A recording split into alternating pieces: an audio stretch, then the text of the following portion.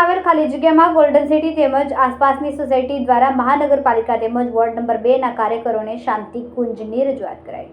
ઘણા વર્ષોથી મોટા વરાછા ખૂબ જ ઝડપથી વિકાસ થઈ રહ્યો છે, ત્યારે ત્યાં રહેનારા મોટા ભાગના લોકો સૌરાષ્ટ્રવાસી છે।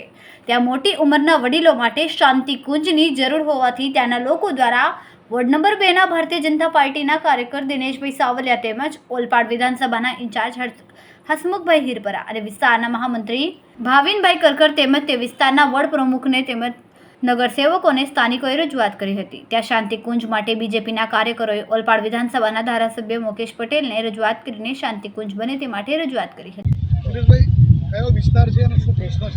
આ મોટા વરાછા વોર્ડ નંબર 2 ગણાય, પણ ઉત્તરાયણમાં થોડો આ ભાગ આવે જે ડીમાર્ટ રોડ કહેવાય। ગોલ્ડન સિટી ગોલ્ડન સોસાયટી છે અને બાજુમાં તરણકુંડ છે।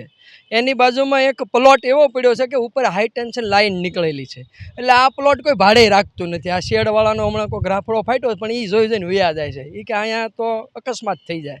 તો વડીલો બેસે છે 50-60 લો રાઇઝના વડીલો બેસે છે। હાઈ રાઇઝમાં બધી સુવિધા હોય છે, પણ લો રાઇઝમાં અત્યારે ટુ વ્હીલ મૂકવું અઘરું છે, જે આ 15 વર્ષથી લો રાઇઝ બનેલા છે ત્યાં।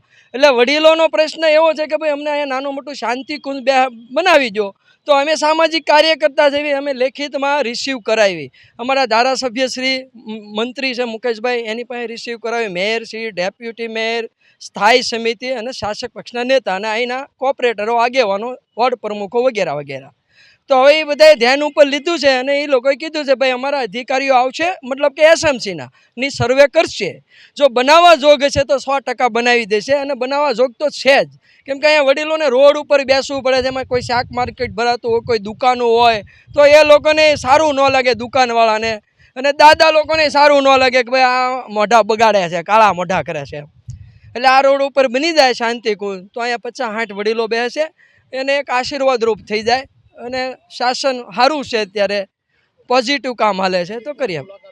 મુલાકાતે આજે અહીંના અમારા આગેવાનો આવ્યા હતા, જે સામાજિક કાર્યકર્તા છે, ભારતીય જનતા પાર્ટીના પદ અધિકારીઓ છે, વોર્ડ પ્રમુખ, મહામંત્રીઓ, જે લડેલા કોર્પોરેટરો એ પણ વિઝિટો કરી ગયેલા છે અહીંયા આગલા ગઈ સમયમાં, થોડા સમય પહેલાં।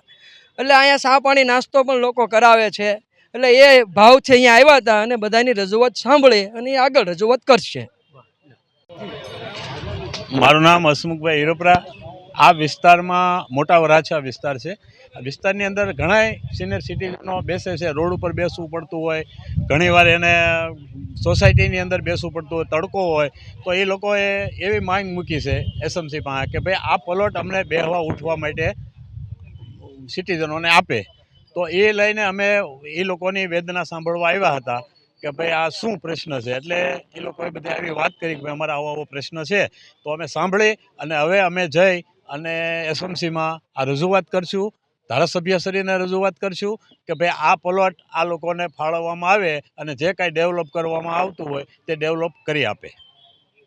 મારું નામ ભાવિન કરકર, વોર્ડ નંબર 2 મહામંત્રી।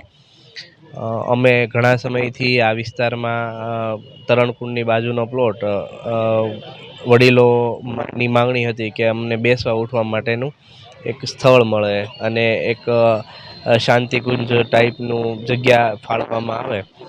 તો વસુભાઈને સાથે અમે આ વિસ્તારની મુલાકાત અને વડીલોની મુલાકાત ખાસ કરીને કરવા આવ્યા હતા અને અમે માનનીય મંત્રી શ્રી મુકેશભાઈ એમની સમક્ષ મૂકીએ અને વડીલોને એમને જે અહીંયા માંગ છે, માંગ પૂરી થાય એવા આશ્રયથી અમે અહીંયા આવ્યા છીએ અને ખાસ અમે સાહેબનું આ પ્રકારે ધ્યાન દોરશું। કેમેરામેન હર્ષદ પાટીલ સાથે સુનિલ પાટીલ, સમય મીડિયા ન્યૂઝ, સુરત।